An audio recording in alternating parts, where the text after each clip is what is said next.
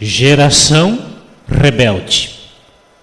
Cada dia somos surpreendidos com tamanha perversidade de uma parte da sociedade sem escrúpulos, agindo não como seres humanos, mas como robôs de um sistema perverso em relação aos padrões de vida estabelecidos por Deus para a humanidade. A profecia proferida pelo apóstolo Paulo na segunda carta ao jovem pastor Timóteo, capítulo 3, versículos de 1 a 5, tem hoje o seu cumprimento na íntegra, como se Paulo estivesse presenciando hoje os fatos na íntegra para formular os registros. Vamos à leitura das profecias.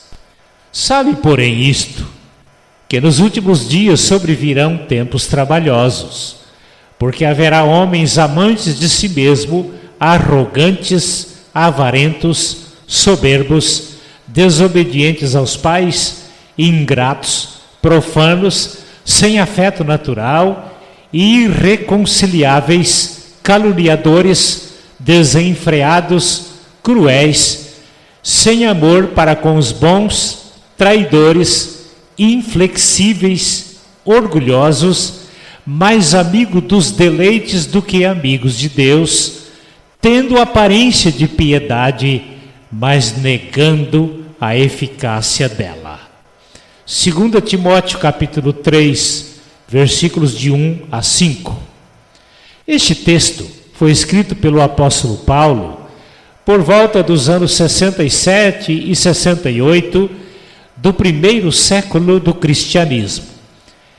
É fantástica a precisão do cumprimento desta profecia. Deus deu ao apóstolo Paulo a previsão de tais comportamentos para o fim dos tempos. Assim sendo, diante do cumprimento destas profecias, as quais não nos deixam dúvidas de que realmente estamos na véspera do arrebatamento da Igreja de Jesus Cristo. Alguns destaques práticos.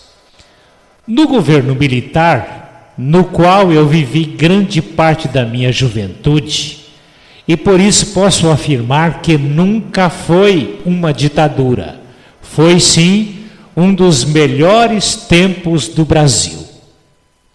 A partir do fim do governo militar, os governantes que o sucederam, com espíritos comunistas, socialistas, implantaram nas escolas seculares verdadeiras lavagens cerebrais, induzindo as crianças e adolescentes a comportamentos ridículos, colidindo com os padrões estabelecidos por Deus para a humanidade, dando péssima formação a grande parte dos jovens de hoje, levando-os à escravidão dos entorpecentes, dos latrocínios, da violência quase generalizada.